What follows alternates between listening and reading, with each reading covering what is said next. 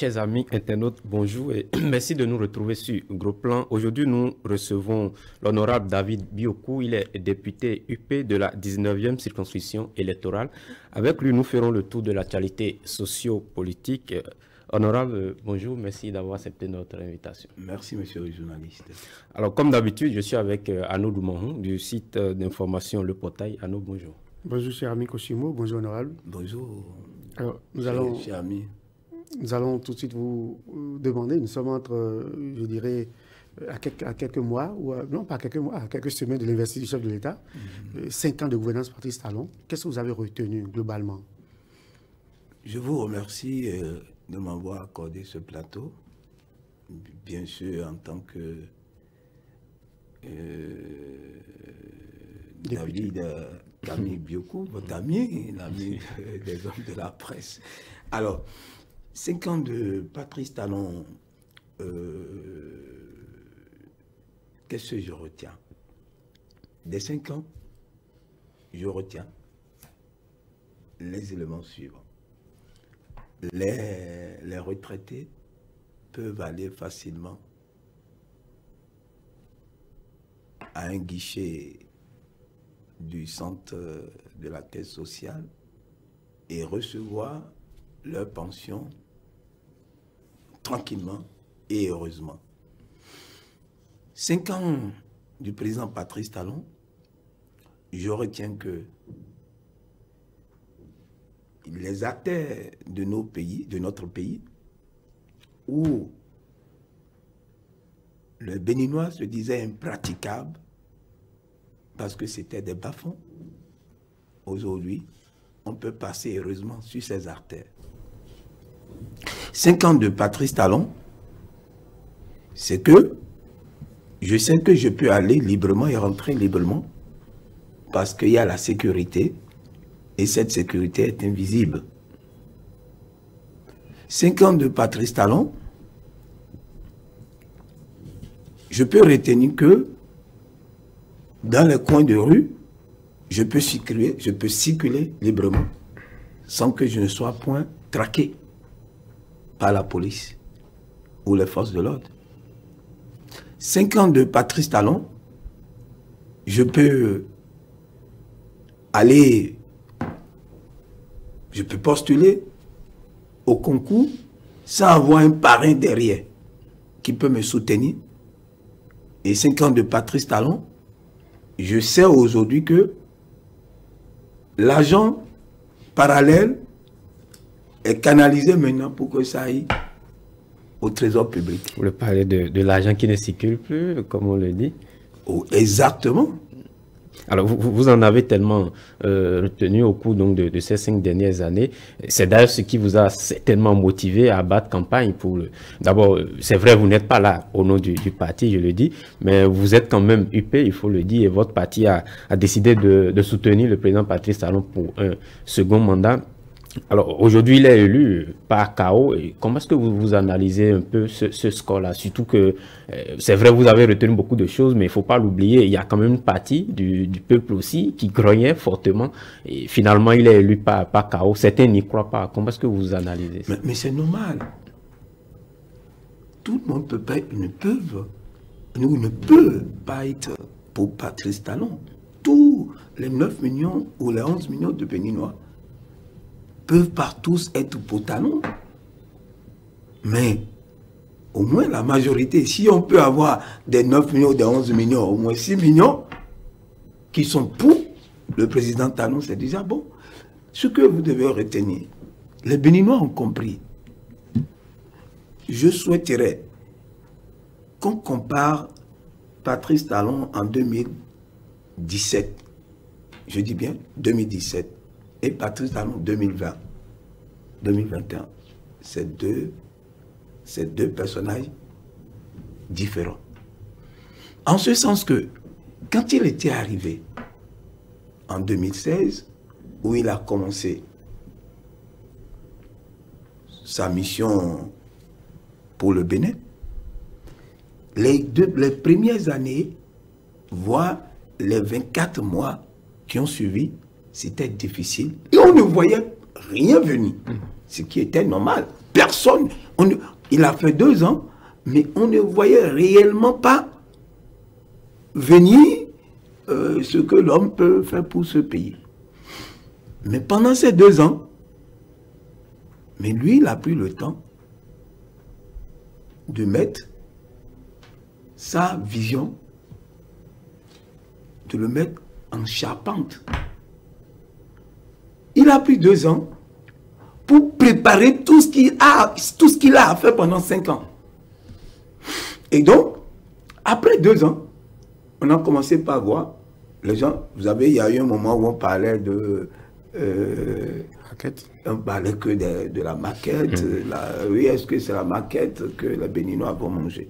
Mais après la maquette, les gens se sont rendus compte que les maquettes se transformaient en une réalité. Et donc, ça a créé un engouement des Béninois, de ce peuple, que ce soit la classe intellectuelle comme la petite classe de notre pays. Les gens ont compris que, ah non, celui-là, c'est celui-là que nous avons besoin. Celui qui vient, qui parle peu, mais qui travaille beaucoup. Qui parle peu, mais qui, sur le terrain, matérialise ce que le peuple a besoin. Et vous avez vu, et c'est dans tous les domaines, c'est pourquoi je citais, je dis Patrice Talon, les 5 ans de Patrice Talon, ce n'est pas que dans les routes. Il y a eu plusieurs réformes, et ces réformes se sont matérialisées au grand bonheur. Donc Patrice Talon était un dieu au cours des 5 dernières années. Moi, je ne veux pas le comparer à un dieu, mais il a été meilleur. Et donc, il faut dire que tout a été rose au cours des 5 dernières années. Patrice Talon a tout fait. Et puis, bon, les Béninois devaient applaudir. Non, c'est normal. C'est normal. Vous savez, ces réformes, en parlant des réformes, c'est une révolution, moi j'appelle ça une révolution pacifique. Parce qu'il a changé nos habitudes. Regardez les élections passées. Ou les trois dernières élections pendant ces règnes. Vous allez constater qu'il n'y a pas eu d'argent. Nous avons eu des élections alors que nous sommes habitués à des élections où... Il n'y avait pas eu véritablement pas aussi d'enjeu. Oui, non, oui. Mais ça va changer. Là, les gens ont eu le temps de comprendre maintenant. Parce que la première élection, on dit, pas d'argent, demandez ce que vous voulez, imposez-vous à ceux que vous avez choisis et attendez à les sanctionner à la fin de leur mandat. Ça a été un peu dur. Vous avez vu que le taux, quand vous comparez le taux de 2019, à 2020 et 2021, vous allez voir que c'est en progression. Ça veut dire que le peuple est en train de comprendre ce qui est normal. Donc, c'est pas que le peuple ou c'est pas que par rapport à votre question, c'est pas que le peuple tout est rose, c'est pas que tout est rose, mais c'est la révolution qui est passée par là. Il y a une révolution qui est passée par là. Et c'est normal. Quand un président arrive avec tout ce que nous avons vu comme réforme, c'est normal que ça dérange certains et que d'autres, ceux qui véritablement sont pour le développement du pays, doivent se retrouver dans la politique de Est-ce qu'il a véritablement convaincu le peuple? C'est vrai que vous avez été certainement convaincu, beaucoup d'autres soutiens proches du président, mais dans la grande majorité, c'est vrai, il a eu 86%. Après, beaucoup n'y croient pas, je l'ai dit au début, mais est-ce qu'il a véritablement convaincu le peuple durant ces 5 ans-là?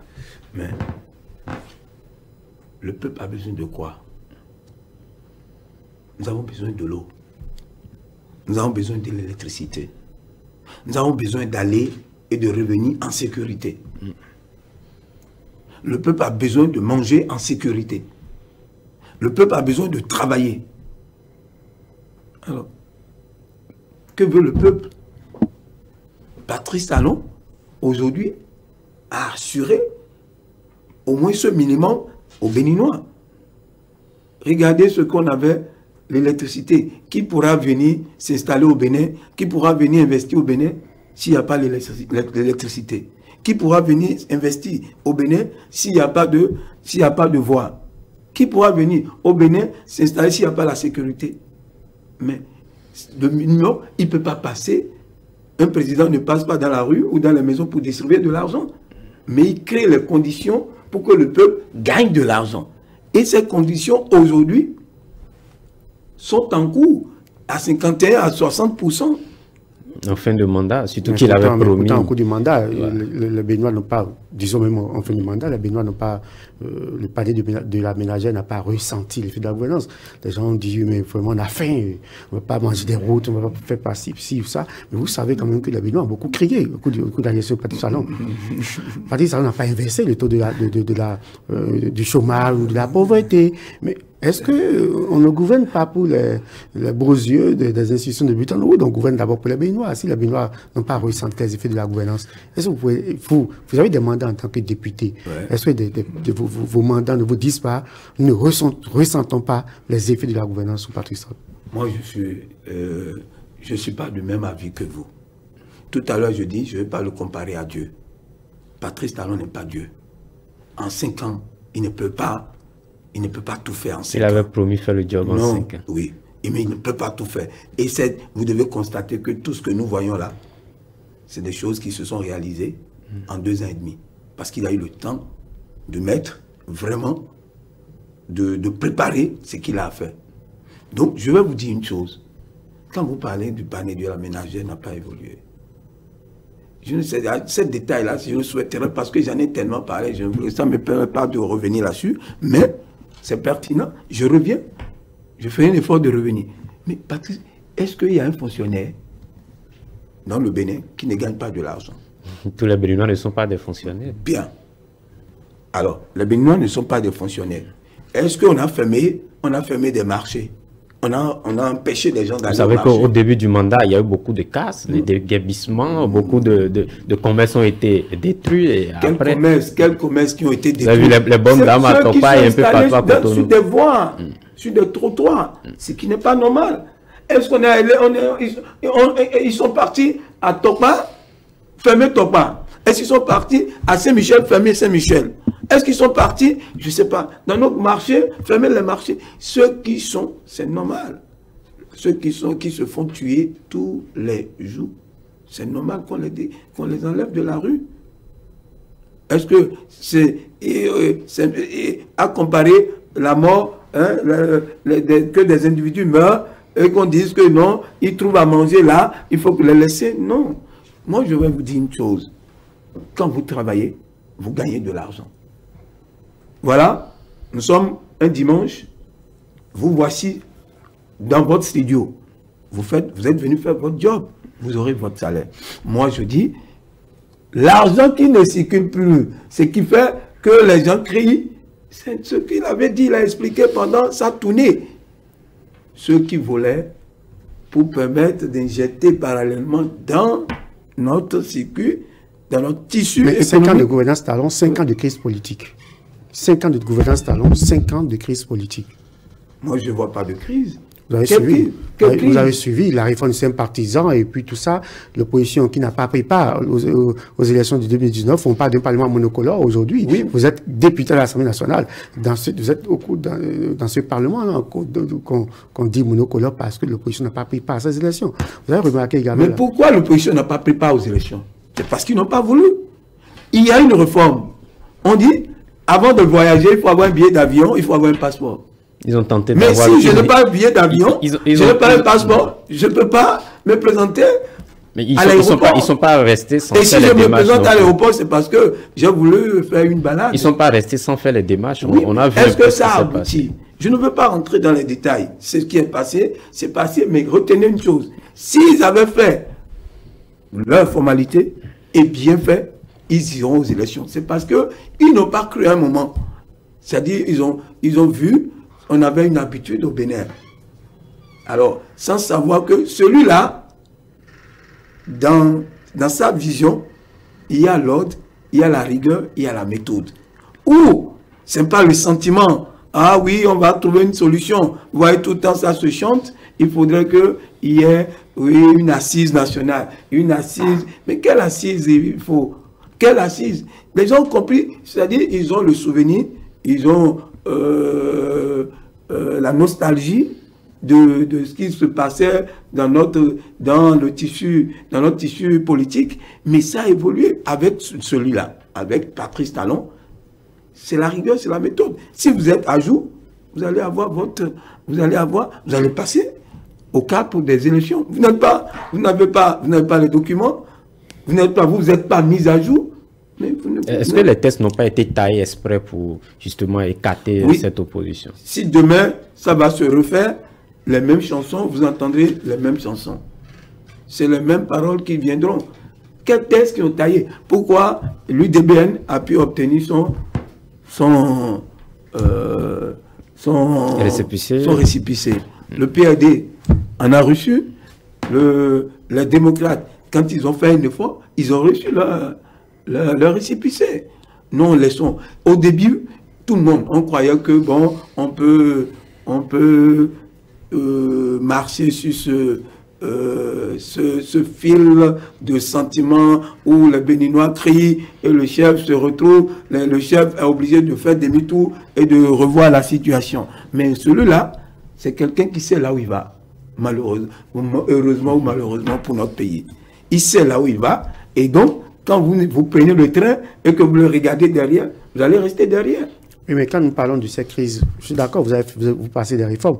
Vous faites partie des réformes qui vous donnent 83 députés sur 83 députés, 111 mais sur 117 mais, même malgré votre bonne foi, on peut douter quand même de ce que vous ne pouvez pas mettre en œuvre des réformes qui vont quand même nous conduire à une telle situation. Malheureusement, on peut douter, mais c'est une réalité. Donc, c'est tout. Il y avait deux partis qui étaient aux élections. Vous voulez qu'on aille chercher un troisième parti? Il n'y avait que ces partis-là, surtout de la mouvance, qui sont arrivés à... Ils sont de bons élèves, Peut-être, malheureusement, il y a eu ces partis soutenant le chef de l'État. Mais c'est parce que ces partis ont voulu se conformer à la nouvelle donne, c'est tout.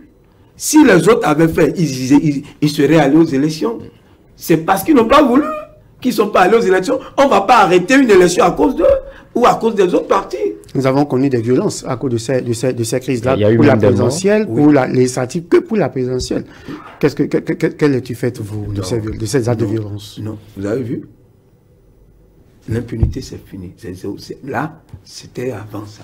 Aujourd'hui, c'est parce qu'on ne punissait pas ces choses. On passait toujours, oui, l'unité, la paix, mais on ne peut pas continuer à l'unité et à la paix et continuer le désordre. Au fait, c'est ça. Ceux qui descendent dans la rue, est-ce que volontairement ceux-là ont voulu descendre dans la rue? Est-ce qu'ils comprennent vraiment ce qui se passe, le pourquoi de leur descente sur le terrain? Non, c'est parce que il y a des télécommandes derrière. En réalité, c'est ça. Mais dans ce pays, on n'a pas de cette télécommande envoie les enfants à l'abattoir. On n'a pas de télécommande de Paris dans ce pays. Vous êtes un acteur politique, vous savez bien qu'on a... Mais les choses ont changé.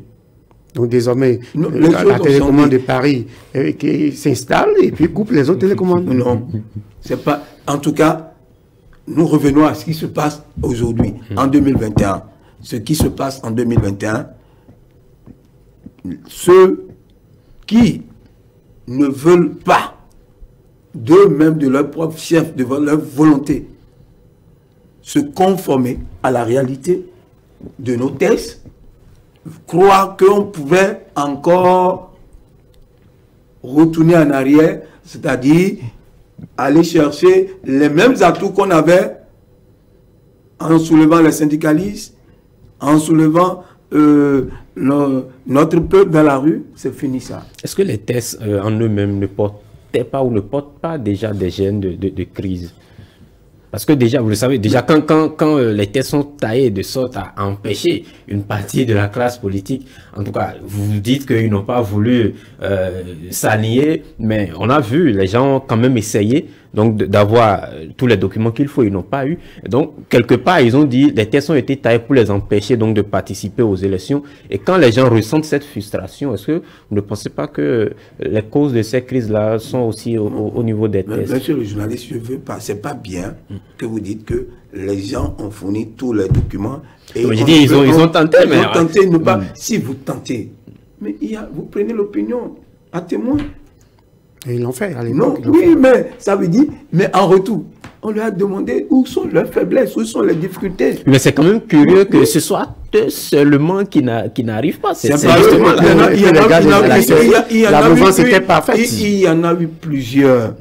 Il y en a eu plusieurs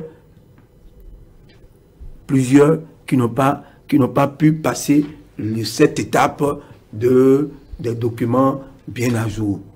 Ça, c'est pas que un ou deux partis, il y en a eu plusieurs. Maintenant, les autres, on en a trouvé 2 qui ont eu les documents à jour. C'est parce qu'ils ont fait cet effort. Je vous dis, au fait, les gens n'ont pas compris, ne croyaient pas à la réalité de ces réformes. Mais pourquoi? C'est ça, en fait, le vrai problème. Les gens se disaient que, non, écoutez, on va s'entendre. Et vous entendez pendant cette période où ça disait, ça ne se passera pas. Ça ne se passera pas. On ira aux élections sans le parrainage, sans le quitus, sans le récépissé. Parce qu'ils croyaient que le gouvernement pourrait faire un retour sur sa décision. Mais les gens ont tellement cru à ça. Mais malheureusement, ils se sont pris en retard. Et c'est ça notre problème maintenant. Regardez les élections à venir. Vous allez voir que tous les partis s'arrangeront à aller aux élections. Parce qu'ils comprendront que, ah non, ça, si on crie, on reste là à crier dans les rues, le problème ne serait pas réglé. Donc il faudrait qu'on se mette à jour pour aller les affronter. Là, constatez, si vous voulez, je reviendrai après 2023, 2026 ici, vous allez comprendre que tous les partis qui veulent aller aux élections, ils vont se mettre à jour et ils vont se préparer. Ils vont se préparer même avant qu'on ne lance ces élections. Parce qu'ils ont compris maintenant que ça a changé. Le gouvernement en place, ce n'est pas un gouvernement de pitié, ou ce n'est pas un gouvernement qui peut revenir sur sa décision. Quand le chef de l'État pour la présidentielle prend 115 parrains à lui seul, alors qu'il n'en a besoin que de 16, est-ce normal? Mais c'est pas le chef de l'État, c'est les députés et les maires. Ils sont libres de choisir qui ils veulent. Moi, j'ai choisi, mais avant les élections, moi, j'ai déjà choisi mon candidat. Vous avez choisi Patrice Talon. J'ai choisi Patrice Talon. Parce que c'est en lui que je fais confiance. Ce que je vois là. Mais je suis heureux je suis heureux d'être béninois. Mais après tout, je suis très heureux d'être béninois avec tout ce qu'il fait. Moi, j'ai eu la chance de tourner mes bosses dans cette Afrique ou ailleurs. Mais j'ai compris aujourd'hui, mais j'entends ce que j'entends, je suis fier du Bénin. Et c'est là mon souhait, qu'il faut que les Béninois comprennent l'enjeu actuel de notre politique. L'enjeu actuel de notre politique, il faut que les Béninois comprennent. Patrice Talon a une chance pour nous. Je crie toujours, je le dis toujours. Mais on dit au même moment, on dit ailleurs que des rapports disent qu'au Bénin, il n'y a plus de liberté. En tout cas, on fait des procès de liberté. Des opposants sont nombreux arrêtés qui sont en prison, des journalistes parfois qui sont arrêtés, reporters sans frontières, pas de recul de la liberté de presse. Est-ce que tout ça fait bonne image, le Bénin fait bonne presse à l'international? Monsieur Anneau, je ne sais pas si vous êtes journaliste d'investigation. Poussez vos investigations derrière ce que vous entendez, derrière ces écrits. Mais ce sont les mêmes institutions qui nous jettent aussi des fleurs en termes d'économie et autres. Je vous dis... Est-ce que vous n'y croyez pas? Vous ne croyez pas à ces rapports? Est-ce que vous j'ai envie de vous lâcher un secret. Allez-y. Mais je vais me retenir. Vous êtes là pour ça. Parce que si vous mettez en doute ces rapports, alors sur quoi vous vous fondez pour mettre en doute ces rapports? Je vous en prie. Le Bénin aujourd'hui, dans l'UMOA, dans la CEDEAO, nous sommes un exemple à suivre. Et dans l'Union africaine, nous sommes un exemple Non, mais dites-nous sur quoi vous fondez, parce que les gens vous suivent, ils ont envie de savoir. Vous êtes un député. Je vais trahir le secret. Il y a 5 semaines, j'étais avec un chef d'État. Et 5 semaines, j'étais en face d'un chef d'État. Il vous a dit quoi? Quand il m'a reçu, c'est un ami. Quand il m'a reçu, il a commencé à blaguer un peu. Et après, il prend son téléphone. Il dit, est-ce que je t'ai envoyé une vidéo? Est-ce que je t'ai envoyé une vidéo? J'ai dit non. Il prend son portable, il cherche la vidéo, il m'envoie. Quand j'ai vu la vidéo, vous savez qui j'ai vu? C'est le président Talon qui parlait. Pendant sa tournée, je ne sais pas si c'est à Ouida, ou il est à Ouida, ou à Abomey, il était en blanc sur la vidéo. Son truc ras de cou. Et il disait, l'argent qui ne circulait plus, c'était la phrase, la partie. L'argent qui ne circulait plus, c'est l'argent volé par un tel. Bon, il citait. Le député. Et l'autorité me disait, nous devons tous aller à son école. C'est un homme inspiré. Nous avons besoin de ces gens-là parmi nous. Je ne sais pas s'il a eu le courage de le dire en face. Mais c'est ce qu'il dit, nous devons tous aller à son école. C'est un monsieur. Mais je parle d'un pays où il y a tout. Un scandale idéologique. Mais au même moment, on fait le procès au chef de l'État. On estime que ces anciennes entreprises, parce qu'il est homme d'affaires, continuent quand même de gérer plusieurs marchés publics. Est-ce qu'au même moment, on peut dire, bon, l'argent ne circule plus et que, bon, de l'autre côté, des entreprises qui, hier, appartenaient au chef de l'État, ont le monopole de certains marchés publics? Quelle preuve vous avez? Je vous dis que... Ce n'est pas vous. Ce n'est pas moi, je vous dis ce que nous entendons. Je vous dis ce que nous entendons. Oui, mais... C'est à vous de vous défendre par rapport à cela. Mais ne répétez pas ce que disent les rumeurs. Voilà. Ah ben, Bénin Contrôle n'appartenait pas à Patrice Talon. Bénin Contrôle appartenait à Patrice avant qu'il ne soit appartenait à Patrice Talon avant qu'il ne soit président de la République. C'est pas à l'avènement de son pouvoir. Et quand il a pris le pouvoir, il a lâché. Est-ce que vous le voyez encore dans... Mais il a lâché dans ces entreprises. Vous avez vu, pendant la période Covid, le groupe Talon qui a offert des centaines de millions au gouvernement béninois pendant la période Talon. Mais même pas heureux que le groupe Talon offre des centaines de millions. Mais c'est de ça que nous parlons. Est-ce qu'au même moment, lorsqu'on estime que, bon, l'argent ne circule plus et que certains ne jugent plus des avantages, et qu'au même moment, le groupe Talon c'est ancré au bout du... Mais ça me fait mal que ça vienne de vous. La rumeur, ne vous fiez pas à la rumeur. Mais là, c'est pas des rumeurs, là, c'est des faits. C'est des faits. Mais vous parlez du groupe Talon.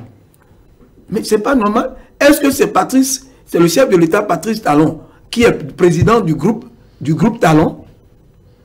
Est-ce que c'est Patrice? Bon, je me calme là. Est-ce que c'est Patrice Talon, président de la République, qui est président du groupe Talon? Non. Maintenant, si ce groupe Talon existe, nous avons vu Trump, président de la République des États-Unis, mais le groupe Trump a toujours continué par exercer, mais Trump n'a jamais été ou officiellement ne s'affiche plus avec son groupe. Alors, et vous devez être heureux. Non, je ne veux pas que vous fermez ce sujet, mais vous devez être heureux que le groupe Talon offre des centaines de millions aux Béninois. Mais moi, je suis fier que le groupe de mon l'ex-groupe de mon président de la République nous offre des moyens pour l'avancement. Honorable, est-ce que, quel lien faites-vous entre l'argent qui ne circule plus et le panier de la ménagère qui ne ressent pas les effets de la gouvernance? Parce que c'est de ça qu'il s'agit. C'est parce que les gens se plaignaient et qu'on dit, bon, vraiment que ça ne va pas, qu'on dit non, que c'est parce qu'on entend l'argent sale circuler. Alors que c'est parce que quelque part, les gens ne ressentaient pas les effets de la gouvernance, c'est-à-dire donc le panier de la ménagère qui ne ressentait pas les effets de la gouvernance, qu'on dit, mais non, ça ne va pas. Quel lien fait-on entre l'argent sale qui ne circule plus et le fait que les paniers de la ménagère ne ressentent pas les effets de la gouvernance stable? Alors, je vais vous dire une chose. Je fais un dessin simplement.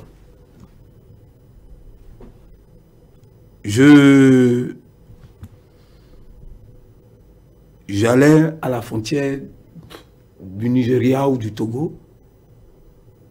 Je faisais les affaires dans ces frontières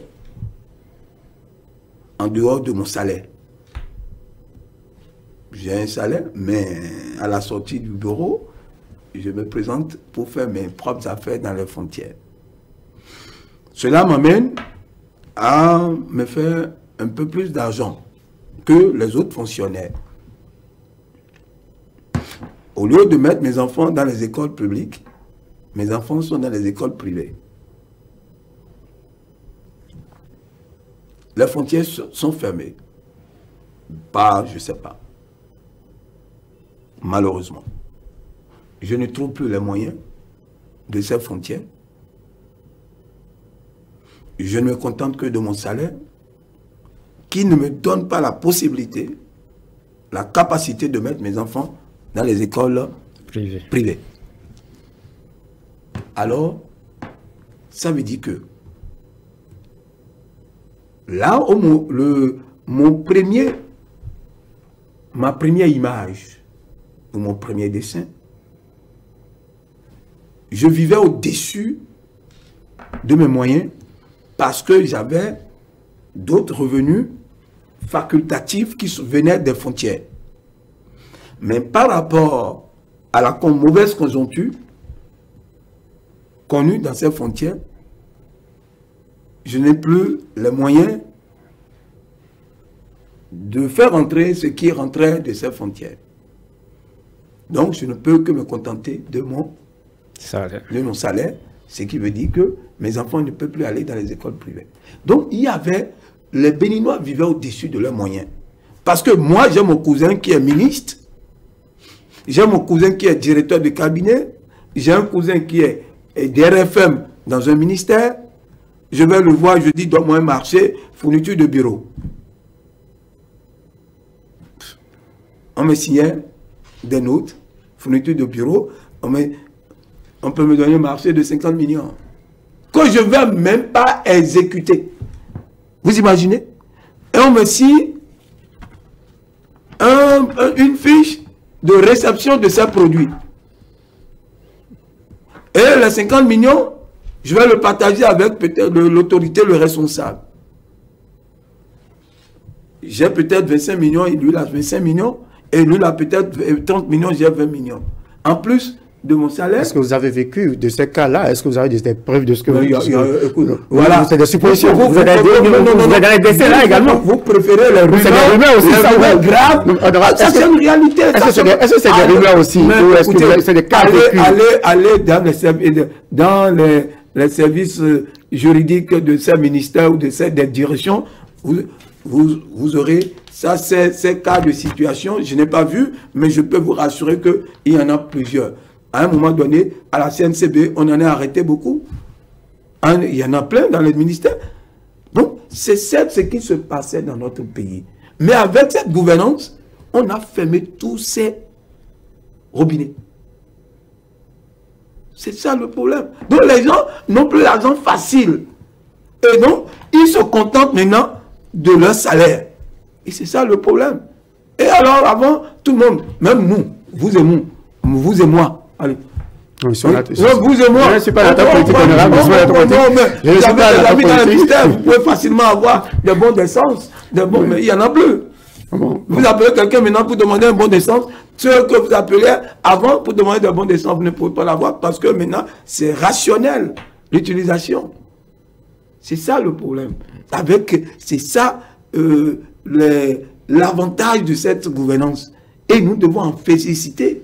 Et cet argent-là, parallèle, qui faisait de nous des super-hommes, alors que nous, on n'était pas. Alors, c'est cet argent-là qui travaille maintenant. C'est cet argent qui permet de voir des athlètes, d'être fiers. J'étais avec un Nigérian tout à l'heure qui disait qu'il va s'installer au Bénin. Parce qu'avec tout ce qu'il voit là, vaut mieux vivre en paix et qu'on se respecte. Le Béninois se respecte et il y a une paix de vivre ici. Parce que le Bénin a changé. Ah, le Bénin a changé. Oui, mais pourtant, on n'a pas les investissements directs qui viennent comme ça. Mais pourquoi, si nous avons tant changé, on n'a pas les investissements directs chez nous? Quand on a fait le classement en 2019, le dernier classement qui est passé en 2020, le Bénin ne figure pas parmi les 15 pays qui, en matière d'investissement direct, le Togo était parmi ces pays-là. Pourtant, nous avons fait assez de réformes chez nous. Pourquoi, honorable? Je vais vous dire une chose. Regardez tout ce qui se fait.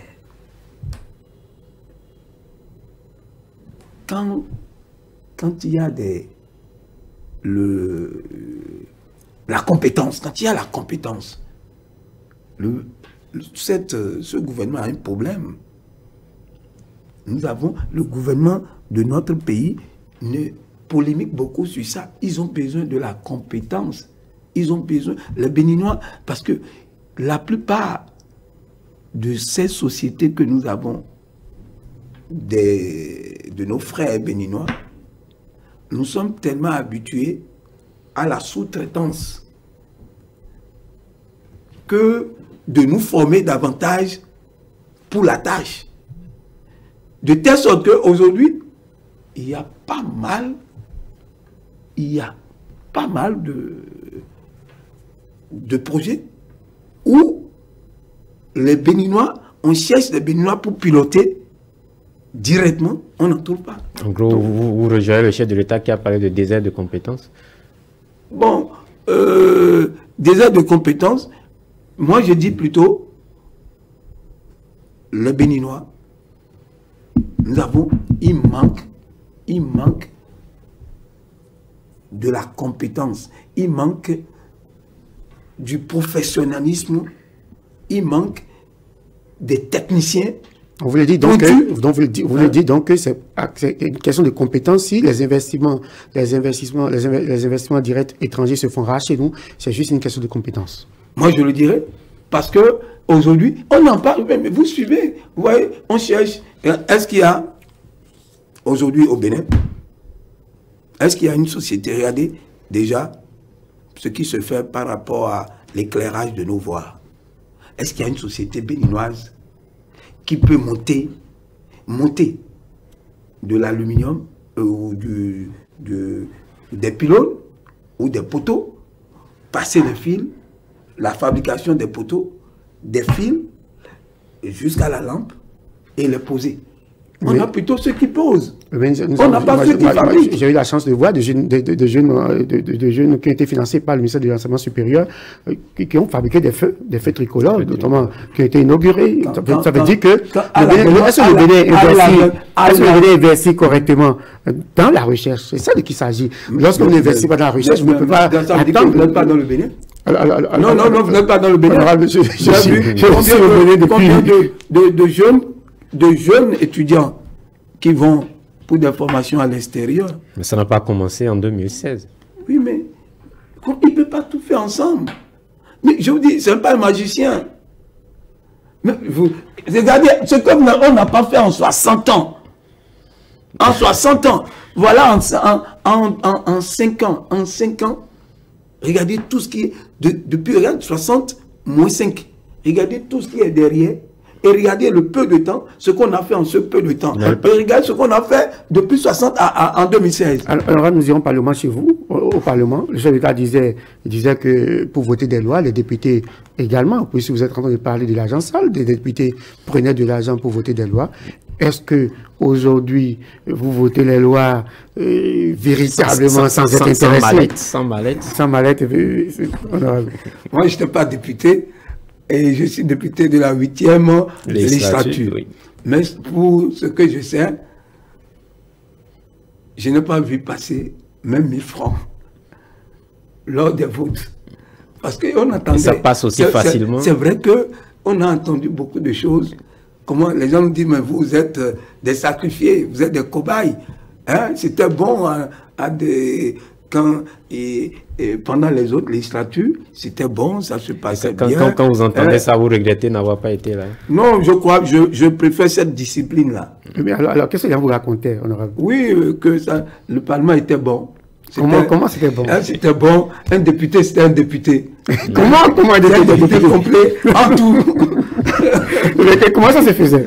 Ah, il paraîtrait que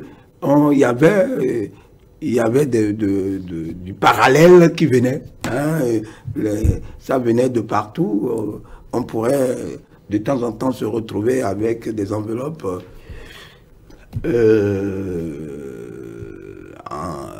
en pleine session. On peut vous soutenir pour le transport, pour le déplacement, Mais aujourd'hui, nous sommes des députés dossiers. Nous sommes des députés travailleurs.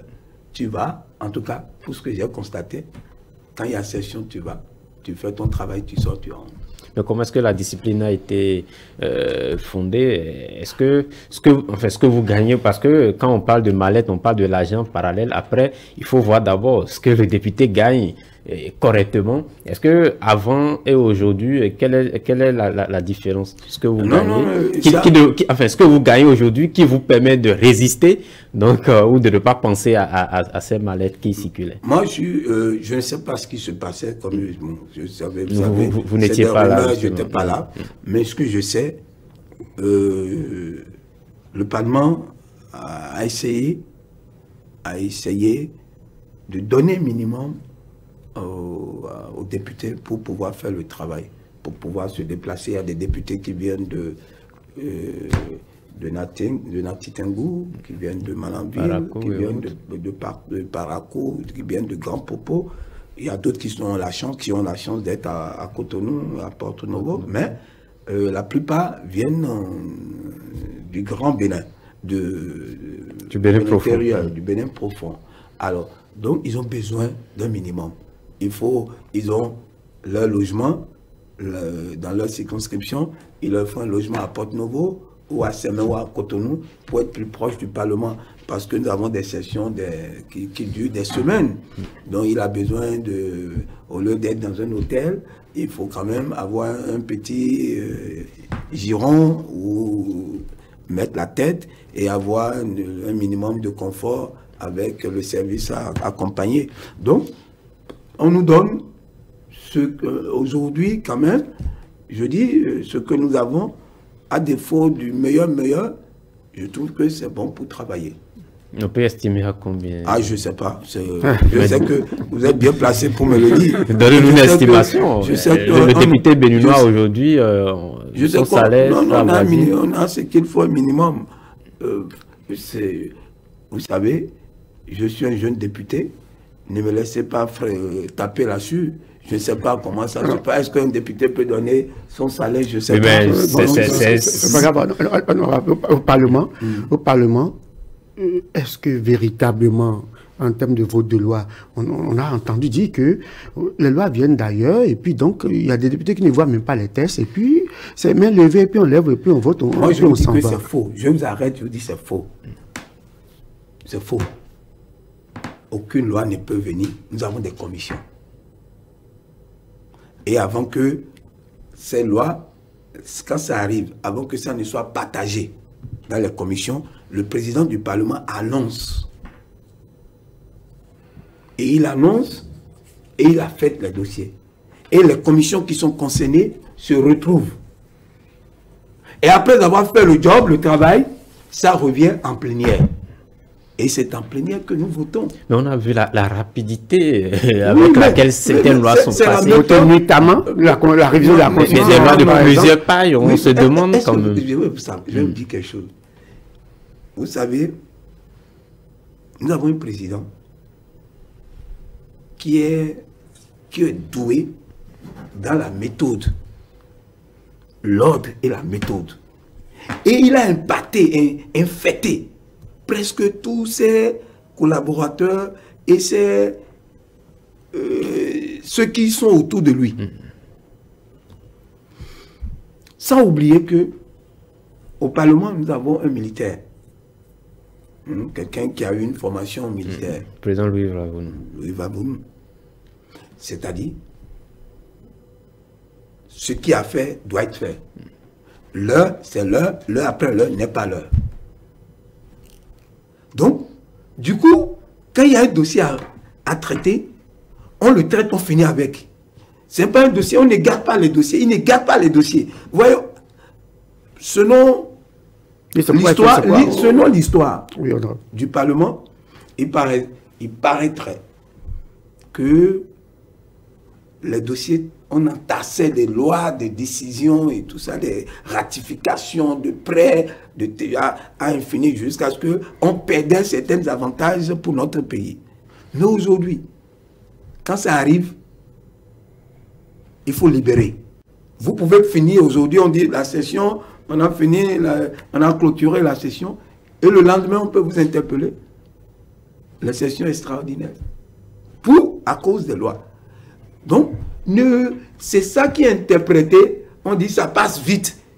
Il y a des lois délicates qui sont votées notamment. C'est qu'on a l'impression que les députés attendent que tout le monde dorme. Et puis après, voter des lois. C'est au petit matin qu'on découvre la constitution est révisée. Ce que je veux que vous cherchiez là, les lois qui sont votées nuitamment. Vous devez comprendre que nous sommes là depuis le matin. Et il y a eu des lois. Il y a des suspensions, honorable, vous savez. Oui, la suspension, vous revenez tard. Non, les suspensions, quand il y a des suspensions, c'est juste pour un répit, hein, et puis on reprend. Ou on n'est pas d'accord, il y a des points. Vous croyez quand on dit un parlement monocolore, ce qui se passe là-bas, vous ne pouvez pas comprendre. On se coyote, nous. Les lois ne se votent pas comme une lettre à la poste, hein.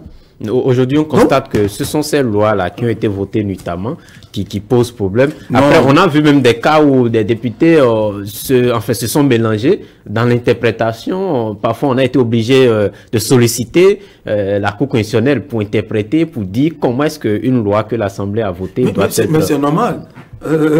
L'œuvre humaine a besoin d'être... de correction. Sur des lois qui touchent quand même la vie de la République. Oui, mais ce que vous devez savoir, c'est dit, ce que nous faisons, ça me fait mal que le peuple, et surtout vous, l'intellect, c'est-à-dire la classe, moi j'appelle ça la haute classe du pays, ne se rendent pas compte, ne félicite pas le Parlement. Vous voyez que le côté, le petit noir qui est sur le grand écran blanc, le petit noir, c'est-à-dire le petit point noir qui se retrouve sur un grand écran de, je ne sais pas, de 10 sur 5. Nous sommes des journalistes, le texte qui vient à l'heure n'intéresse personne. C'est justement le point noir qui doit nous intéresser. C'est le point noir qui nous intéresse. Alors, honorable, donc on ne peut pas faire des erreurs. Honorable, justement, nous allons revenir par rapport au bureau de l'Assemblée nationale. Nous avons constaté qu'il y a le départ de la présidente Talata. La vice-présidente Talata. Et donc, on va pouvoir donc, à son remplacement. Attention, la présidente Talata. La présidente Talata, donc ex-vice-présidente du bureau de l'Assemblée nationale. Parce que la Cour constitutionnelle a validé les choses. Oui, tout à fait. D'accord.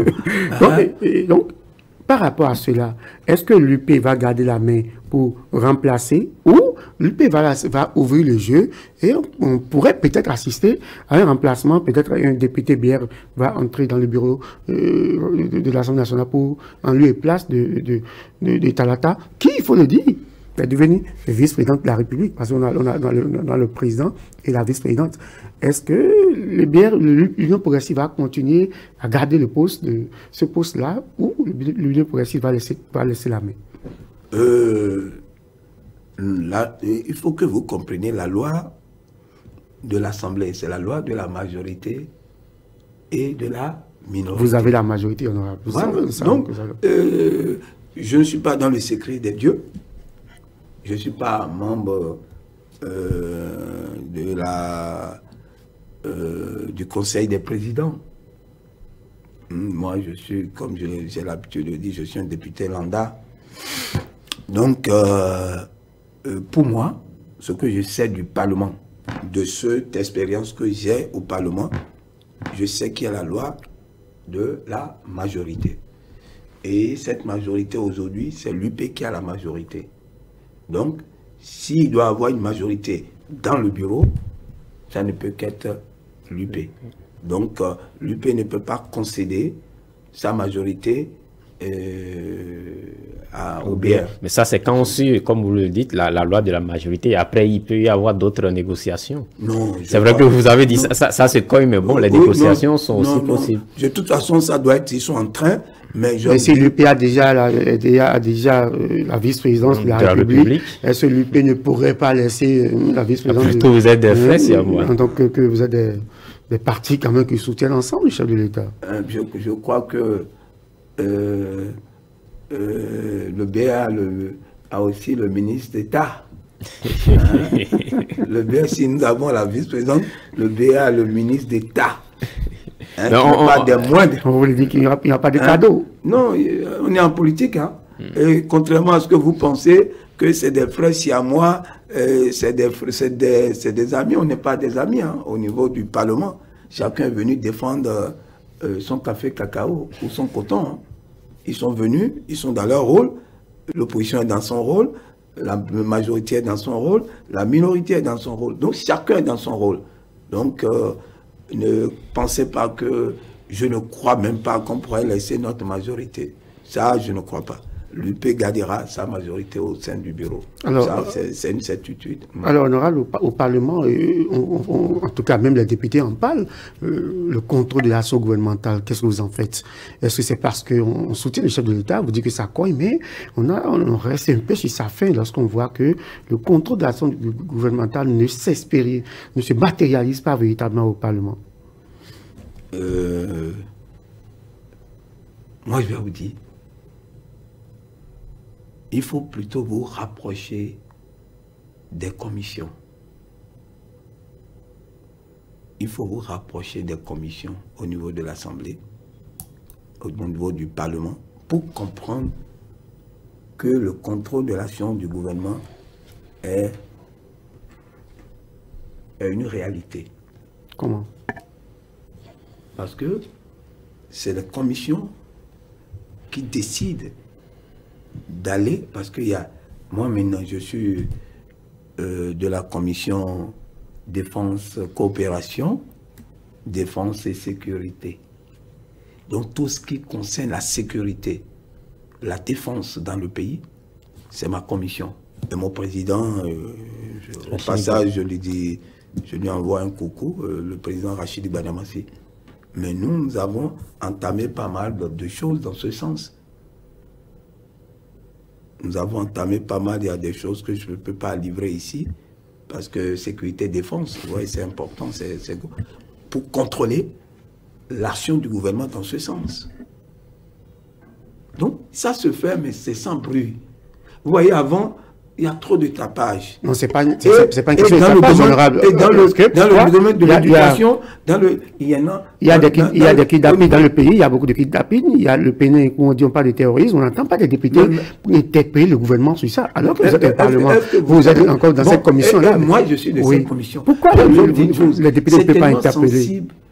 Vous ne pouvez pas en parler. Ce qui concerne la sécurité et la défense. Mais le ministre de la Défense ou le ministre de l'Intérieur... Maintenant, je reviens à vous dire, quel kidnapping il a eu dans Cotonou, dans le Bénin, si ce n'est pas ce qui s'est passé à Pandjari, et ça... Non, les kidnappings de citoyens béninois, évidemment. Il y a dans la communauté d'enfants, par exemple, où ça s'est passé, et notamment à Ouébo, où un enfant a été kidnappé. Et de plus en plus, on a de ces actes-là. Non.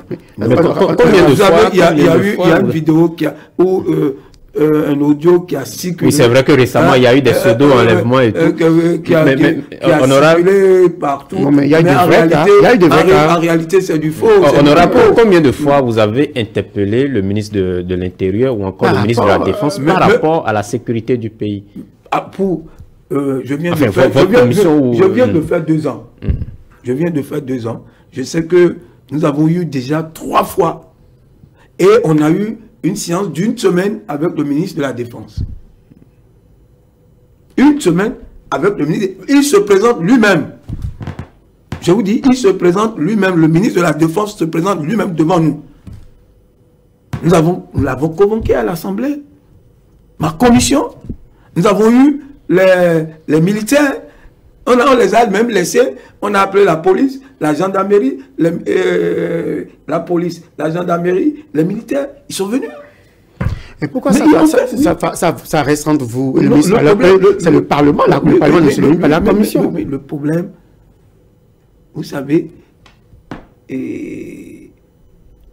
notre modèle de gestion aujourd'hui au Bénin, c'est pas faire du bruit. Le bruit c'est pas en faisant du bruit qu'on travaille.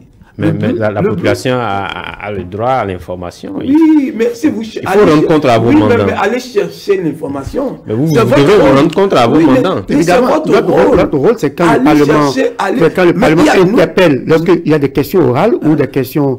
Est-ce que vous assistez aux questions orales de l'Assemblée? Nous avons des représentants. Il y a une radio. Nous avons des représentants au Parlement, il y a des journalistes parlementaires qui font le relais et puis vous constatez avec nous et avec certains députés qui dénoncent cela qu'il faut beaucoup plus tabler sur le contrôle de l'action gouvernementale. C'est de ça qu'il s'agit. Oui, mais on le fait. C'est ce que je vous dis maintenant. Même il y a de vos collègues qui estiment que de moins en moins il y a contrôlation gouvernementale. Dans leur commission. Parce qu'il y a les finances, il y a la santé, il y a pas mal de commissions. Mais chez moi, je vous dis... vous trouvez que le Parlement contrôle très bien l'action gouvernementale? En partant de chez moi, je dis oui. Parce que nous, on fait notre job. Je parle du Parlement, je ne parle pas de votre commission. Oui, mais nous sommes un élément de l'ensemble. Donc, chaque commission fait son travail. Il y a des questions, le Parlement fait son travail. Il y a des questions qui ont quand même suscité beaucoup de polémiques. L'autre chose que je vous dis, si vous n'avez pas les retours de ce contrôle, mais ça veut dire que c'est parce que tout est bon. Mais vous savez que tout n'est pas forcément bon aussi. Mais non, mais c'est parce que tout est bon. On dénonce ou on porte sur la place publique ce qui n'est pas bon. Mais regardez, et déjà le monsieur prend ses précautions. Nous avons un chef d'État. C'est tellement bon que les députés n'arrivent même pas à trouver de petits points noirs. Il prend, c'est un monsieur, il vient du secteur privé. Vous voyez, il vient du secteur privé. Donc, qui était déjà soucieux de quoi? Maximiser le profit, minimiser les charges. C'est ça politique, ça. Il vient d'un secteur où c'est la politique pratiquée. Et il tombe ici. Mais vous voulez quoi? Qui se laisse mouiller dans des dossiers. Il fait tout. Moi, j'ai entendu, j'étais dans une réunion. Où j'ai entendu le soir, quand je suis rentré chez moi,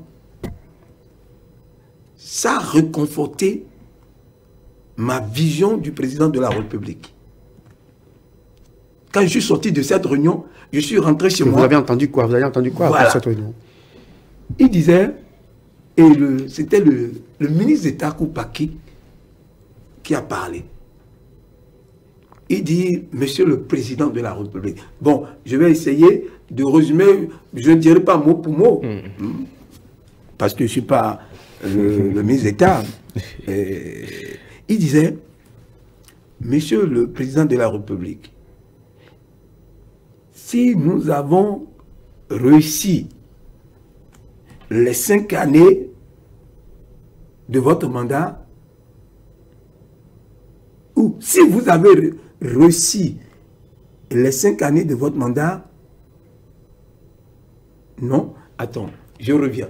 Si nous avons pu être à la hauteur avec vous des 5 années de mandat, c'est parce que grâce à votre expertise à nous accompagner. Mais qui, vous connaissez le ministre d'État Koupaki? Pour moi, Koupaki, depuis toujours, est un cadre exceptionnel.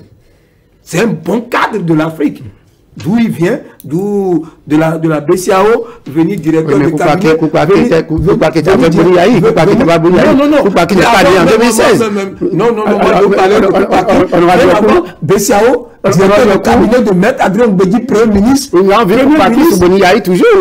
Aujourd'hui, Koupaki sur Patrice Talon, il n'y a pas de nouveau. Il n'y a rien de nouveau. Non, ce que je veux vous dire, la pertinence de la connaissance de l'homme, que ce dernier, hein, avec une humilité, reconnaissait l'expertise du chef de l'État. Mais je suis sorti de cette réunion, je suis allé directement dans ma voiture parce que je me suis dit, Koupaki dit de sa propre bouche, parmi tout le monde, nous sommes tous en réunion, il disait, c'est votre connaissance. Il disait en un mot au chef de l'État, c'est sa connaissance poussée des dossiers qui a permis la réussite de tous les ministres dans leur ministère. Patrice Talon, il est bon durant partout, les 5 ans, il est carrément un dieu, pas le demi-dieu si vous voulez. les députés ne trouvent vraiment pas de point noir dans sa gouvernance. On dit en béninois, la femme ne reconnaît la valeur de son mari qu'à son décès. Nous, Messi, et nous pas sous nos bains. À ce coucou, non pas. Ça veut dire quoi? Vous voyez, les gens de Patrice Talon, c'est pas, ça me gêne quand je parle de l'homme. Je suis heureux de parler de lui. Les gens de Patrice Talon viennent une fois le centenaire. C'est un peu ce que aujourd'hui la Côte d'Ivoire... Honorable Dokou, oui. Nous n'allons pas faire un culte de personnalité. Non, c'est pas le culte de... Mais ça me fait mal. Mais le président vous facile citant... Nous n'allons pas faire un culte de personnalité. Ça me fait mal. Ça me fait mal. Nous allons passer... ne reconnaissent pas... Ils l'ont porté à 86%. Il vient de faire un chaos. Il va faire un chaos retentissant. Je veux... Allô, s'il te plaît, sur cet écran, je veux, sur ce plateau, que tu sois fier de ton chef. Peut-être après ce plateau, il faut qu'on discute, on parle un peu. Mais vous voulez faire déjà si bien, il n'a pas... Vous êtes un technicien supérieur des finances. Nous allons parler un peu de la dette. Beaucoup de Béninois en parlent. Tout le temps, on ne fait que des emprunts. Finalement, on va où avec tout ça? Et est-ce que finalement le pays va tenir? Vous qui êtes un expert, un technicien supérieur des finances. Je vais ironiser. Je voulais d'ailleurs parler de lui. Comme je dis, s'il y a des hommes, on les retrouve une fois tous les 100 ans. J'ai dit qu'ils ne feront pas qu'une personnalité. Je voulais parler aussi du feu. Et il faut dire quelque chose. Parce que aujourd'hui, la Côte d'Ivoire pleure le président Oufoué. Et ils reconnaissent que ces gens-là sont des gens rares. C'est des produits rares, ces gens-là. Oufoué disait que on n'a jamais vu un pays enfermé. Parce qu'il n'a pas payé ses dettes. On n'a jamais vu un pays enfermé parce qu'il n'a pas payé ses dettes. C'est pas pour autant qu'il faut en prendre assez. Houphouët-Boigny s'est endetté pour faire développer la Côte d'Ivoire. Et aujourd'hui, la Côte d'Ivoire, on le considère comme le poumon de l'UMOA, de la CEDEAO. Parce que, non, laisse-moi développer. Parce que quand vous me coupez, je ne vais pas au bout de mes idées. Alors qu'il y a des gens qui nous suivent. Aujourd'hui, la Côte d'Ivoire, tout le monde dit, on se compare. Nos pays se comparent à la Côte d'Ivoire. Je veux que mon pays, bientôt, ces pays se comparent à mon pays. Alors, je vais vous dire une chose. En banque ou en économie, on ne prête qu'aux riches. Nous avons entendu ça. On ne prête, le président l'a dit. D'accord. On ne prête qu'aux riches. Pourquoi? On regarde votre surface financière avant de vous mettre l'argent à disposition. Aujourd'hui, les travaux qui se font, le PAG, qu'est-ce qu'on a au Bénin qui peut financer le PAG? Quelles ressources nous avons? Nous vendons du pétrole, nous vendons de l'or. Qu'est-ce que nous vendons au Bénin? Le coton peut financer le PAG. Regardez le poids de ce trésor que nous avons, le programme d'action du gouvernement. Ça a besoin de ressources. Tout ce que nous voyons, ce qui se fait aujourd'hui, que tout le monde crie, ah c'est bon en 2 ans. Mais c'est de l'argent. Mais nous n'avons pas de ressources. Il faut qu'on aille chercher l'argent. Maintenant, pour qu'on nous donne l'argent aussi, pour que les pays ou les banques ou les institutions nous donnent des moyens, ils évaluent le pays. Quel est le taux de rentabilité de ce pays avant de nous donner? Donc, si nous avons la chance aujourd'hui d'être éligibles à certains prêts au concours, c'est parce que on a la capacité. Et donc, nous devons être heureux. C'est parce que les gens ne comprennent pas. Nous, aujourd'hui éclairés, nous devons les... Il faut qu'on l'explique, il faut qu'on leur explique. Patrice Talon ne va pas partir en 2026 avec tout ce qu'il fait. Patrice Talon ne va pas prêter de l'argent pour empocher pour ses entreprises ou pour lui, pour sa famille. C'est pour le Bénin. Il travaille pour le Bénin. Et c'est ça que nous devons expliquer. Il veut passer sur des voies. Ok, ils veulent aller dans les écoles et avoir les maîtres dans les classes. Donc, nous avons besoin de mettre les moyens. Donc, endettement nos limites. Endettement nos limites. Si le Bénin a la capacité, oui. Est-ce qu'aujourd'hui on a cette capacité? Est-ce que vous n'êtes pas inquiet? Parce que au sein de la population, on observe des inquiétudes. N'alarmez pas le peuple. Quelle inquiétude, mon ami? Il n'y a pas d'inquiétude. C'est pas, on te donne parce que tu peux rembourser. Et quand on te donne, il n'y a pas que ça. Parce que tu peux rembourser et parce qu'ils contrôlent la destination de ces fonds qu'on te donne. Ce n'est pas des fonds détournés. Nous voulons faire la route et ces fonds se retrouvent comme ça se faisait dans les pays africains. Les pays, on nous considère des chefs des pays prenaient de l'argent et après cet argent se retrouvait dans le coffre des banques suisses, des banques à Monaco, à Luxembourg. Mais il trouve que l'argent qui est pris, l'argent qui est demandé par le Bénin, c'est-à-dire quoi? Ça veut travailler. Et ça, c'est pas garder, on ne donne pas l'argent. Le Bénin ne prend pas l'argent pour garder. Quand le projet est prêt, c'est bouclé, alors le financement... Donc, on s'endette et puis bon, on gère très bien, de telle sorte que le Parlement n'arrive pas à faire pas tout grand contrôle. Ça se passe, je vous dis, en tout cas aujourd'hui, jusqu'à aujourd'hui, ça se passe bien. Alors, pour le second un projet, son financement, et directement, ils sont payés, ils font le boulot. Alors, ne faites pas le boulot, vous ne voyez pas, si certains acteurs de notre pays, on finit, on trouve que c'est tout bon, et alors on reprend les travaux. C'est parce qu'on trouve des erreurs et on interpelle l'entrepreneur de reprendre. C'est dans tous les domaines.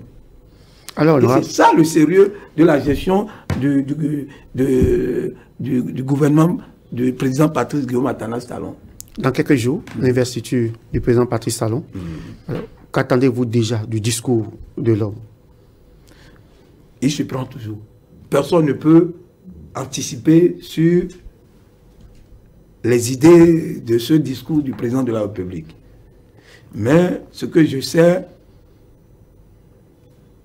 le fond, quand vous voyez l'homme debout, et vous avez la chance de le côtoyer, vous allez comprendre que c'est un homme de cœur. Et je suis sûr que ce 23, c'est ça? Oui. Le 23 mai prochain. Le 23 de ce mois,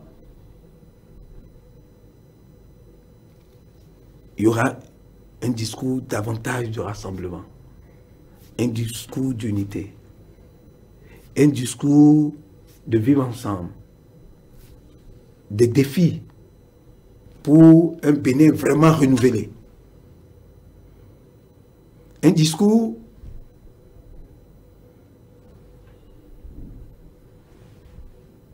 du développement de notre pays. Et il finira sûrement peut-être à annoncer les pans, ces nouveaux pans par rapport au social. Comment, parce que ça le préoccupe beaucoup, le bonheur des Béninois, le panier, comme tu le dis, toujours le panier de la ménagère. c'est une préoccupation pour le président de la République. Alors aujourd'hui, quel crédit on peut donc accorder au discours du président lorsqu'on sait qu'en 2016, dans son discours à Porto Novo, il a pris des engagements, ou je dirais principalement, il a pris un engagement qui n'a finalement pas tenu. Est-ce qu'aujourd'hui, les Béninois peuvent encore accorder de crédit au discours du président de la République? Moi, je vais vous regarder en face. C'est un homme d'engagement. Mais on a vu, il n'a pas tenu son engagement de mandat unique. Non. Quand on parle de mandat unique, j'étais le seul dans tout le Bénin. C'est encore sur YouTube ma vidéo. Le président de la République a dit quoi? Il dit, quand les Béninois, quand le Bénin nomme un président, vote un président pour un président, pendant les 5 ans, il travaille très peu et passe tout son temps à préparer son second mandat. Et que lui, Patrice Grillon Talon, il pense qu'il faut un mandat. Et qui le fera pour donner les hommes. Peut-être un mandat de 7 ans. Et il a fait quoi? Il a lancé ça. Le projet de modification de notre constitution. Pour un seul mandat. Les gens ont refusé. Il a dit, même si la réforme ne passait pas, il le fera. Écoutez-moi. Il a lancé une première fois. Ça n'a pas marché. Et quand la seconde fois, il a encore forcé. Ça n'a pas marché. Il a eu la volonté de le faire. Mais le peuple en a refusé. Mais le second mandat, je ne veux pas que les gens en parlent. Le second mandat, il a droit de faire le second mandat. Comme il peut refuser. Donc, il est dans son droit. Justement, mais c'est lui-même qui avait pris l'engagement de ne pas le faire. Il a pris l'engagement. Est-ce que les Béninois l'ont suivi? Mais il a dit, même si la réforme ne passe pas, il le fera. Est-ce qu'on l'a suivi? Alors, vous avez encore une demande de requête chez vous au Parlement où on demande d'harmoniser, de ramener les mandats des institutions à 7 ans. Ce qui nous rappelle certaines déclarations d'un député, d'après Soso notamment, qui disait que Talon fera 5 ans et après 7 ans et donc 12 ans, d'après Soso l'avait dit. Aujourd'hui, il y a une requête chez vous. Est-ce que nous irons à cela? Est-ce que les députés, vous êtes favorable à cette requête-là? Moi, je n'ai pas encore vu. Je n'en ai pas entendu parler. Mais si on me demande si ça continue ce qu'il fait là, ce que je vois, ce que nous voyons, parce que nous sommes fiers, arriver à l'aéroport, vous êtes fiers d'être ce qu'on avait là. On avait une gare c'est la gare de train qu'on avait ici au Bénin. Mais regardez de l'aéroport qu'on avait. Mais regardez ce que nous avons aujourd'hui, notre piste. Mais regarde. Alors pour dire que vous êtes favorable à 7 ans. Si le dossier avance, une nouvelle relecture de la Constitution sans doute pour donner 7 ans à Patrice Talon. Oui, mais je vous dis, je ne crois pas que ça pourrait venir maintenant. Et si ça venait justement, vous en tant que député? Bon, si ça venait, est-ce que vous allez voter? On avisera. Ça vous fait rire. Non, mais, ok, donc vous allez aviser ensemble. Alors, honorable, vous étiez en train de parler du discours de Patrice Talon, du discours à l'investiture. Vous avez dit que sans doute il va aborder quelques pans de son projet de développement, son programme d'action sans doute pour le second quinquennat.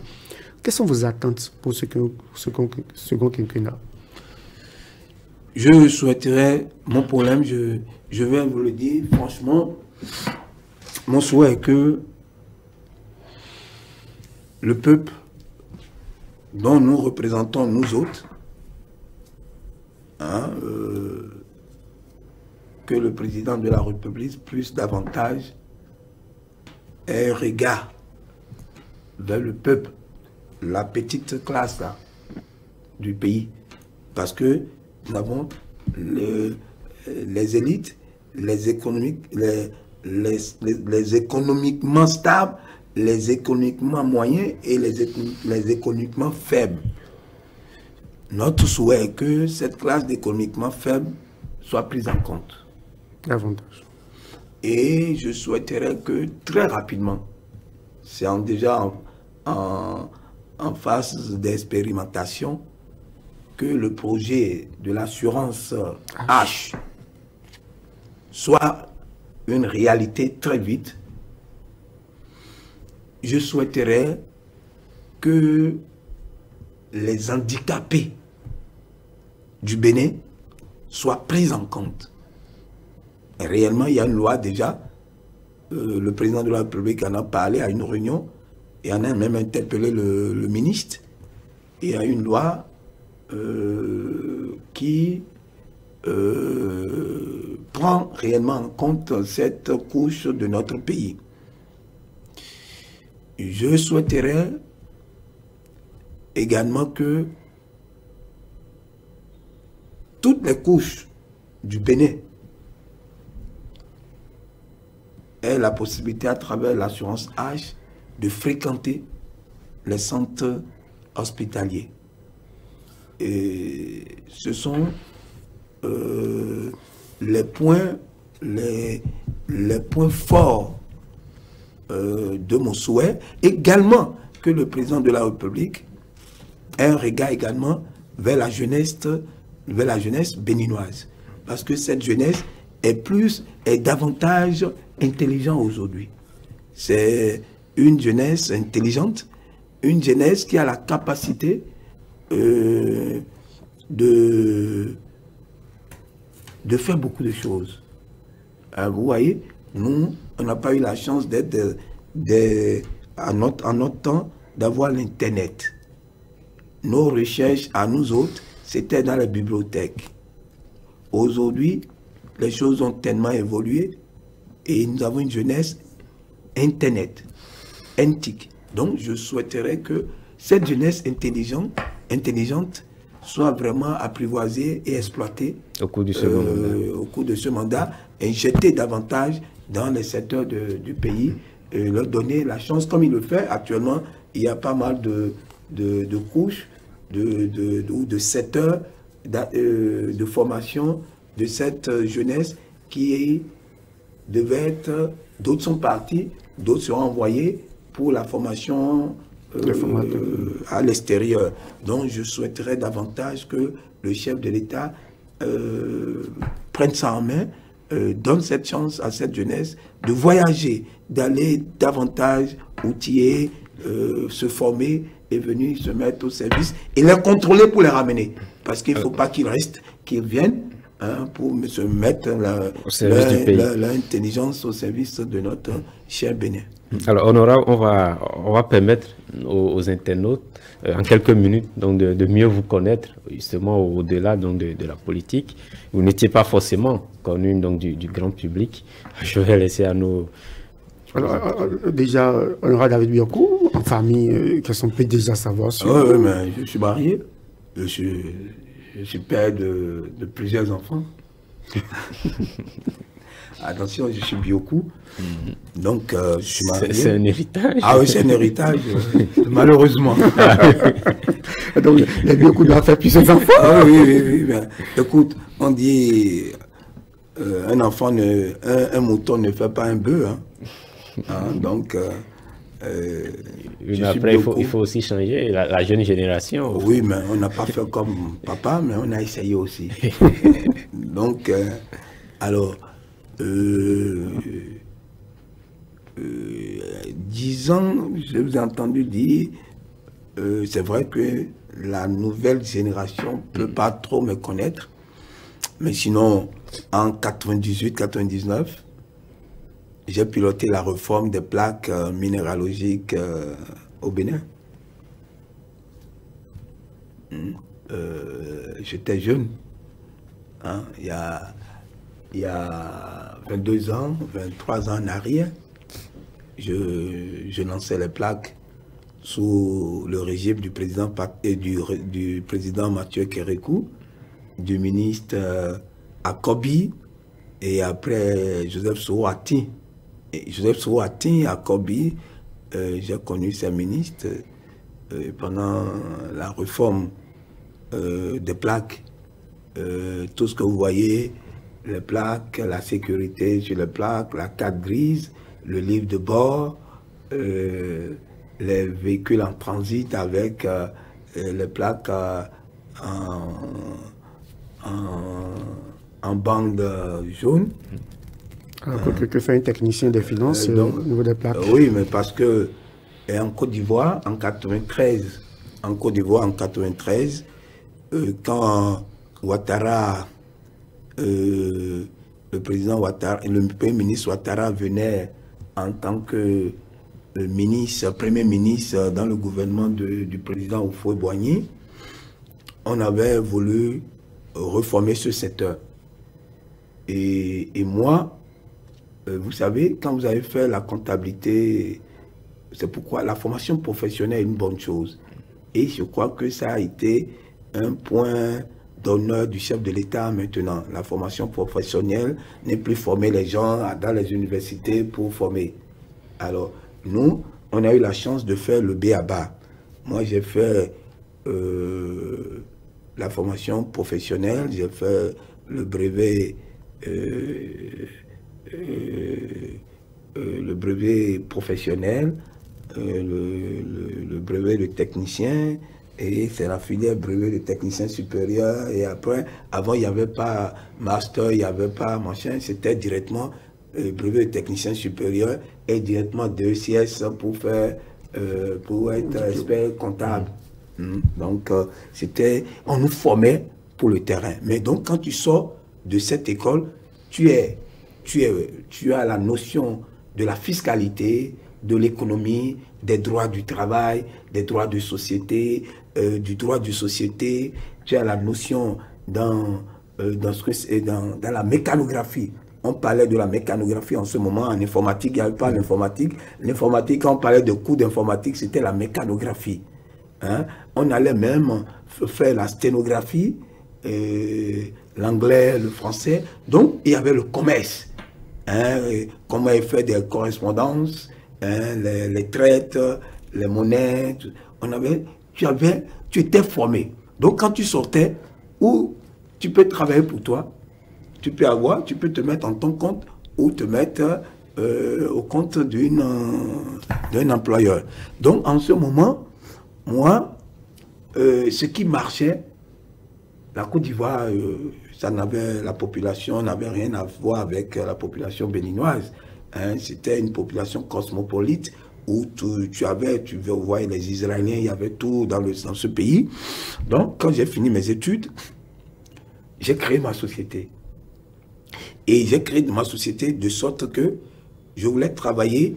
D'abord, j'ai travaillé quelque temps pour la BAD, la Banque africaine de développement. Il y avait des cadres de la Banque africaine de développement dans le temps qui ont créé une société. Et la société s'appelle CIEPES, Société ivoirienne d'équipement et de prestation de services. Donc j'ai travaillé dans cette société pendant 2 ans et j'ai démissionné. Quand je suis sorti de l'école, ils m'ont engagé comme directeur de la société. Et un super directeur. Hein, j'étais super directeur et j'avais comme véhicule une Mercedes Vriboot. Ah, vous avez des souvenirs. Et donc, étant directeur de cette société, je voyais la grande classe de la Côte d'Ivoire. Et pendant ma mission, la société était florissante. Et j'ai gagné l'argent très facilement. J'ai gagné beaucoup d'argent. Beaucoup d'argent. Pourquoi vous êtes revenu sans voler. Et j'ai démissionné. J'ai présenté un jour à mes patrons, je dis, mais écoutez, et cette mission m'envoyait dans tous les pays de l'Afrique. J'étais dans une société qui me permettait de rentrer dans tous les pays de l'Afrique. Et je rentrais les élites de ces pays. Et donc, comme j'avais un étudiant qui sortait de l'école avec tout ça, quand je regardais mes livres, les monges comptabilité, quand je regarde, mais c'est beaucoup d'argent que je gardais. Je n'avais pas la notion de banque en ce moment. Donc j'ai dit à mon employeur que mon papa m'appelait au pays. En ce moment, papa était grand chancelier de l'ordre national en ce moment. Il était vice-grand chancelier de l'ordre national, président des sages de la ville de Porto Novo, qui se faisait parler de lui. Et donc j'ai un jour préparé ma lettre de démission pour dire mon père m'a dit de rentrer. exprès pour abandonner le travail. Et quand ils me l'ont accordé, ils m'ont dit non, d'attendre. Ils ont fait venir quelqu'un du Congo, un certain Bemba, qui m'a remplacé. Et donc j'ai eu le temps de le former à la tête de la société. Et je me suis mis en liberté pour créer ma propre société. Et c'était le boom. Et comme ça, j'ai créé une société d'import-export. J'ai créé une société en ce moment de transit aussi. Et une société dans le domaine médical. Les appareils médicaux. En ce moment, les radios, on faisait les radios à un endroit. Il n'y avait pas la radio mobile. Je fais partie de ceux qui ont ramené en Côte d'Ivoire la première radio mobile. Je l'ai fait venir de Dubaï. En ce moment, Dubaï ne se faisait pas parler. Il faut être vraiment initié pour connaître Dubaï. Hein? Donc, la première radio mobile, c'est aux militaires que j'ai livré, aux casernes militaires. Donc, et il y avait le secteur des plaques qui marchait. Donc, chacun s'installait. Vous prenez votre numéro au niveau du ministère du transport terrestre. Et quand vous avez le numéro, vous cherchez dans la rue pour fabriquer votre plaque. Cadre opérateur économique et puis après donc, politicien. J'avais plein de postes dans Abidjan quand Ouattara est venu et il a souhaité réformer. Le président Ouattara, aujourd'hui premier ministre du temps, est venu pour réformer le secteur. Donc c'est ainsi qu'il a demandé que les gens se mettent ensemble pour créer une société moderne. Et j'étais le seul béninois parmi eux. Et on a retenu 3. Donc mais je n'étais pas connu béninois parce que je m'appelais Biokou et il y avait le Biakou en Côte d'Ivoire. Donc la confusion est vite faite. Voilà, les gens me prenaient pour un Ivoirien. Et donc on a travaillé et on a commencé et ça a marché. On m'a envoyé en expert en Guinée-Conakry où j'ai lancé la réforme avec les Guinéens à Conakry. Alors, c'est comme ça, en Afrique centrale, Bangui, au Bénin, en 98, 92, en 99, en 90, j'ai commencé par venir là. Comment vous êtes venu au Bénin? Le président vous a appelé? Oui, c'est le président Kékou. J'ai fait les démarches grâce à une dame que je salue au passage, je ne vais pas appeler son nom, que j'ai rencontré dans l'avion. C'était Afrique, on était en première classe en ce moment.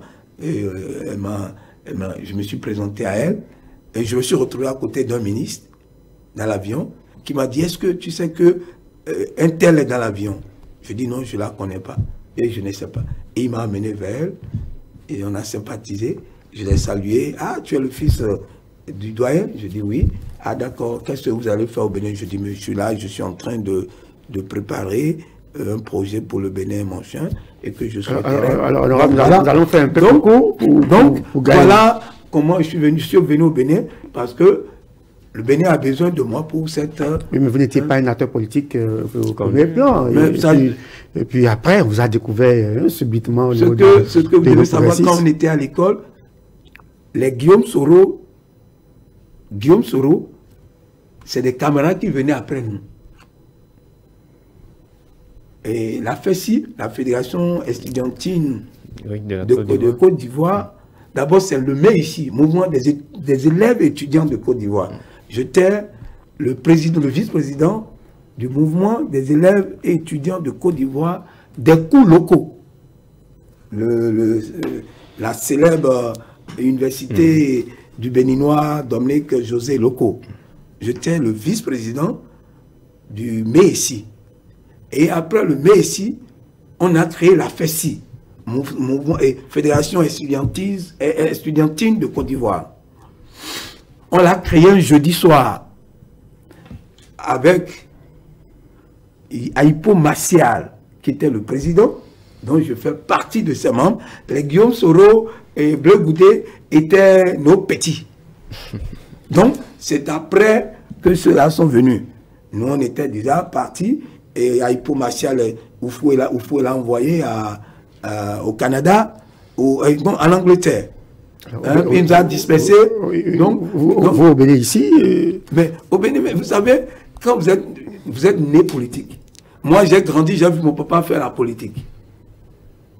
Tout le temps, j'ai vu venir chercher la police venir chercher mon papa le matin et le ramener le soir. J'ai vu tout le temps papa dans les discours, en train de faire les discours, en train d'écrire les discours, et on lui relisait tout ça dans le temps. Ah, donc c'est dans les gènes, vous avez appris dans les gènes. C'est dans le berceau. Moi, j'étais dans le berceau. Et j'ai fait cette démonstration en Côte d'Ivoire. Et au Bénin, quand je suis arrivé, ma première interview, c'était en 97. Ma première interview, c'était en 97, où j'ai reçu, c'était le journal Le Matin. Hein, vous vous souvenez? Le Matin, oui. J'aimerais bien revoir ces gens-là, ces journalistes, ils doivent être tous vieux. Il y avait celui qui a organisé la presse qui était arrivée me rencontrer ce jour, le responsable du journal Le Matin. Hein, il y a Echo Afrique, il y avait pas mal de... Et donc, où je parlais, je donnais mes impressions par rapport au gouvernement du président Kérékou. Donc, on a quand même fait...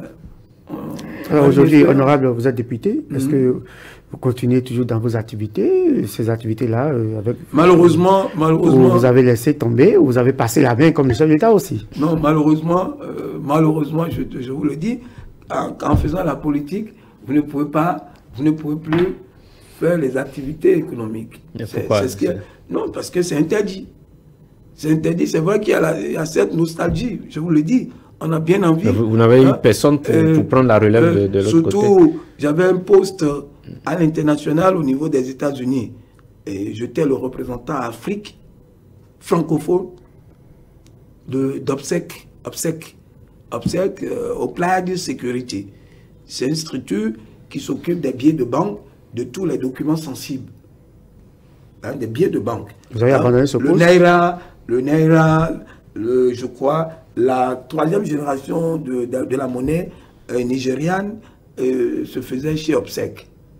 Hein, vous avez abandonné ce poste-là à l'international pour l'Union progressiste, c'est ça? Oui, pour le Parlement. Pour le Parlement, hein, pour accompagner le président Talon.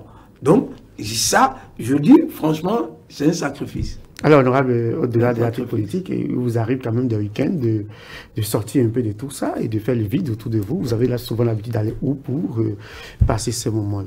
Le plus souvent, c'est sur le terrain de tennis. Je joue au tennis hein, depuis mon bas âge. Donc, je continue de jouer au tennis. C'est vrai qu'il arrive souvent, hein, on avait la possibilité d'aller dans les clubs de temps en temps.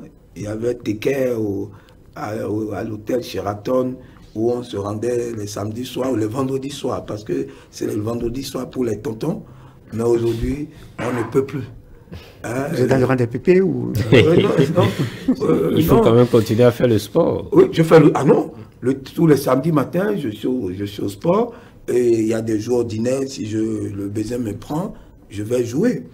Mais pour les sorties nocturnes, quand vous avez des responsabilités, au moins quand on était dans l'activité, quand on était opérateur économique, un chef d'entreprise, on se donnait cette, je dirais, grâce hein, de sortir les soirs. Mais depuis un moment, peut-être, vous ne pourrez que le faire à l'extérieur.